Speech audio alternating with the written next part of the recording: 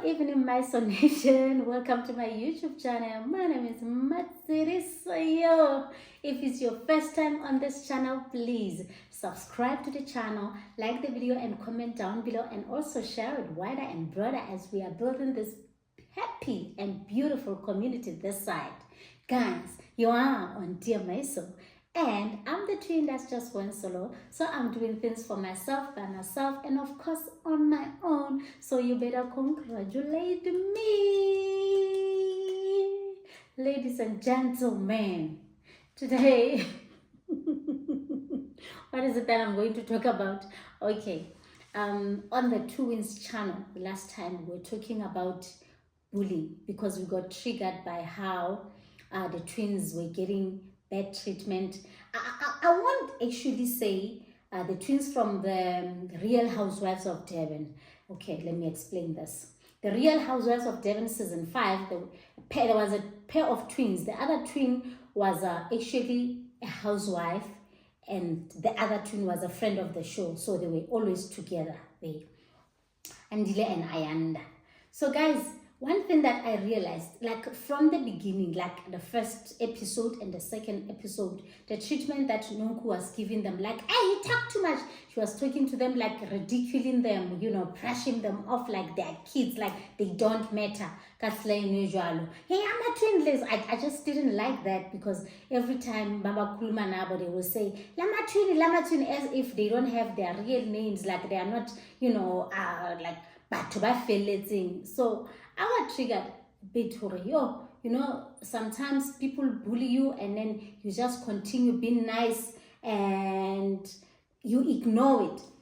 And then again, I think the ladies were getting a lot of bullying on social media, not from the, okay, like on the show, it was that Nonku situation and a situation Yaka Londi also, when she was singling them out, or they are not wearing, you know, high-end brands, Zadi Bikini. But that's okay. I don't want to talk about that a lot.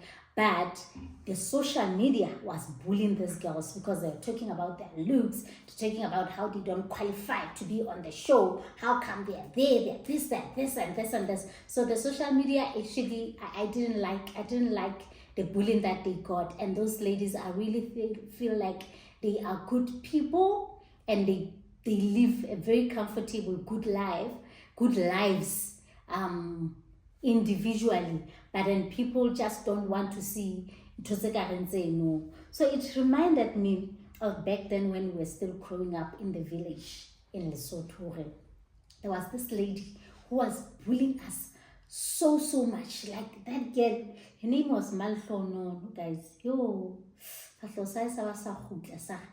This girl hated everything that we did. Like, sometimes she will just walk in front of us. You go this way, she walks in front. She go this way. Every time she's throwing shade at us, insults and everything. And then we used to go to the same school. And that school is the school where our mother was a teacher. And it was kind of difficult because she got the opportunity to bully us on our way to school and on our way back from school. And we don't tell our mother because it's like sometimes we need to be strong. We don't have to involve our mother in everything because your mother is a teacher here. So we avoided telling our mother a lot of things that were happening around. And people took advantage or will do whatever to them. We know they are not going to tell their mother, you know, things like that. And then even other teachers, when you complain to them, they just scrutinize it. Make sure that you are really not at the wrong side because your mother is a colleague, you know. Yeah, so we're not favored in a way. So we just stomach it in like that. So because we got a lot of bullying, our parents even decided at the age of 12 that they're going to take us to the boarding school far away from that place because it wasn't nice at all.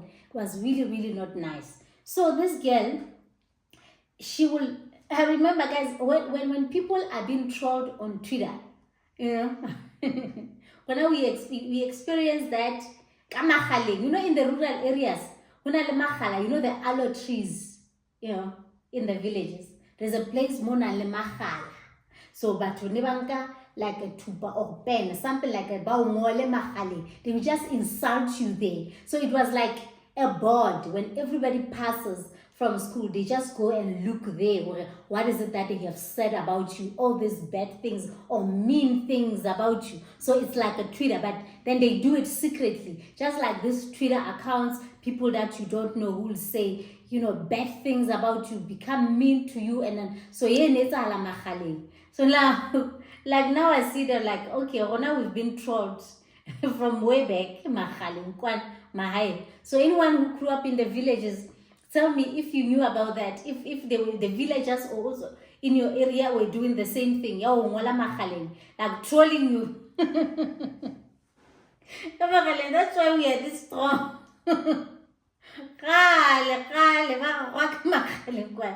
So now, guys, this is the case. So this girl, because I always wanted, I'm this person, I'm very nosy. I wanted to find the root cause. I was a child at that time, but I had this munahano, wow, something must be wrong, because this girl, there will be other girls who will be hating on you or bullying you, but you can see that it's childish. Maybe they were just jealous of this and this, of you, the things that you have and they don't have. And then we grew up in a place whereby in that area back then, a lot of women were not working, they didn't have professions. So we grew up in an area where our mother was one of the few women who had professions. So we were okay. We were not rich, but we were okay because our mother and our father, they are working, so they can afford nice things. And then, as you know, that our mother's side of the family also is in Joburg. So every time we will frequent in Joburg. And when we come back, we've got all these beautiful things, nice things, because we are exposed to a lot of stores that in the rural areas they don't have and they could afford also. And our parents also, I think they were just happy with they've got these twin girls and they are so cute and everything. So even the hairstyles, our parents were very intentional. Even our dad will buy us very nice clothes. Or every time, even when we go into play, like our mom will match. Today they will wear pink. I will just put the bows on their head. Like every time we're just looking like we're going to some event. Because even when you look at our pictures when we were young, every time we were like looking proper. And she would take care of us. We're really clean. So these other girls in the so they didn't like that. So this malfono personality, she didn't like that we are laughing. She didn't like that we are crying. She didn't like that we were walking or we are running or everything that we did, or we are silent. You think you're better. Why are you quiet? Or you talking, you talk too much. Why are you talking? She was like that. So then I asked my parents, what's really going on? Then I asked my mother, no, this can't be normal.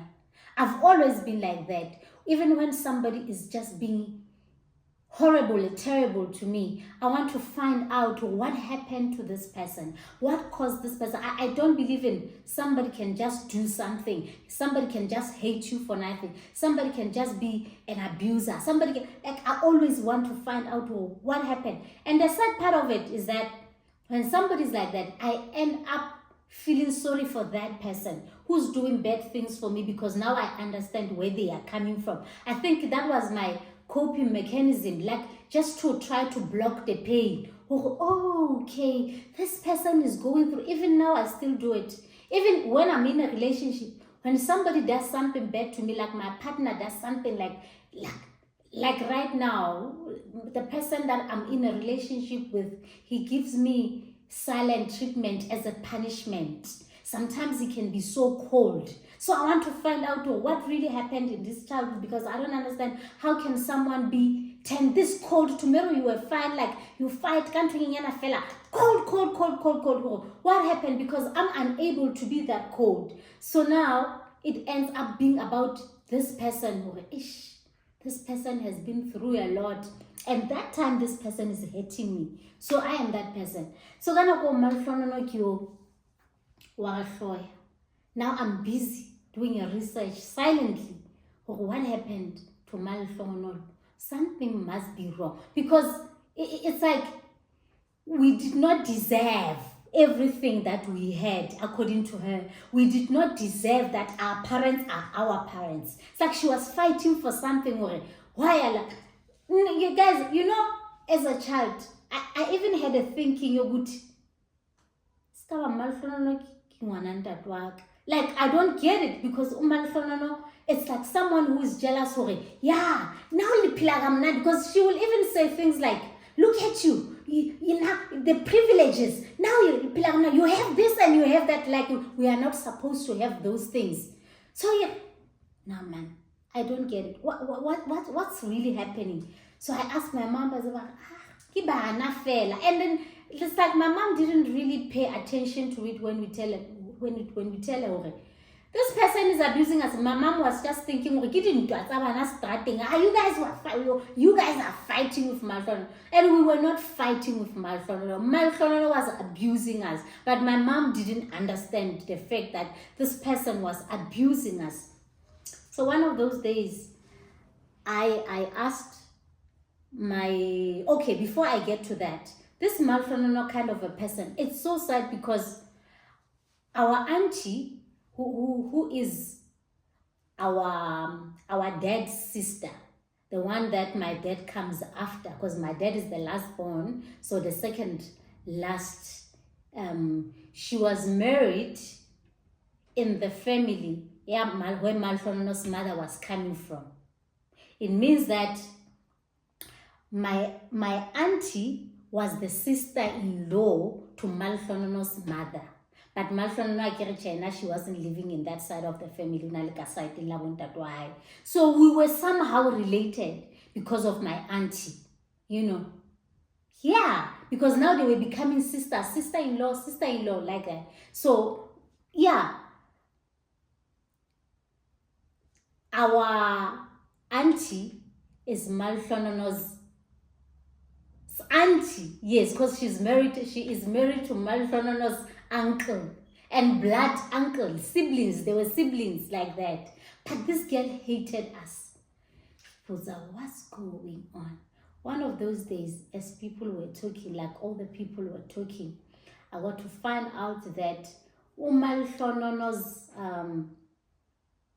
auntie, who is the sister to her dad, her auntie from the father's side, once dated our dad. Guys, I heard that lady once dated our dad, and then it happened that they were dating. As they were dating, basaba promisani umshato, So now it's like the dad, no, is that man who's dating so and so and so and so. Then my mom, it's like my mom was still in the picture. My mom has been dating my dad for the longest time, guys. So this girl arrives in the village from somewhere, and my dad now, he sees this new girl in the village who's coming from somewhere, Boma Davidton, I think. So my dad cheated on my mom and dated that person for a while. So they were quite sure that my dad now is going to marry her. Then they broke up, or in the middle, honestly, I don't know if they broke up or anything. But then my dad went back, and that's when he married my mom. So I think Malhlonolo, it's like that lady was heartbroken. She even went back and she never came back, because we didn't know her. She was heartbroken because my dad lied to her.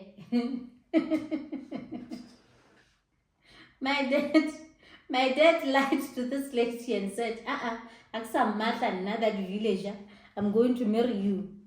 Because maybe my dad was welcoming the visitors, in each and every area there will be this guy who welcomes the visitors. She's hot, she's coming from somewhere. Now my dad then goes back to my mom and immediately marries my mom. So that family was disappointed. It was not a thing of the families. In a some promises. They got disappointed and she even left and never came back. So now when I hear this story, I think Umalfonon Naya, she had the story from her side of the family when they were saying, you know, your auntie was supposed to be married in that family. She's the one who was supposed to be the wife to that man. Because like that guys, we've got very loving parents. Like both my mom and dad, they are still alive and they are still together. They do have their own mistakes, but they are loving. Like our family, we were just type Rena 4 girls, that's showing hand.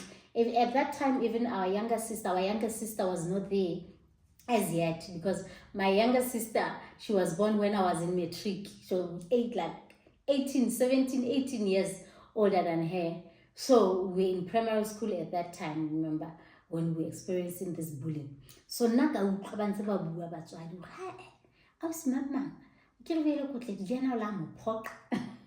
So it makes sense to me from that day. Where is this hatred coming from? Malfonono believes that she was supposed to be there with her auntie. She belonged in our family. Like our mother was not supposed to be there. It was supposed to be her auntie. Because I remember her mom she was mentally challenged. She is, so back then, we couldn't differentiate mafuana or the mental illnesses. But you know, guys, back then, mutwana mentally challenged. And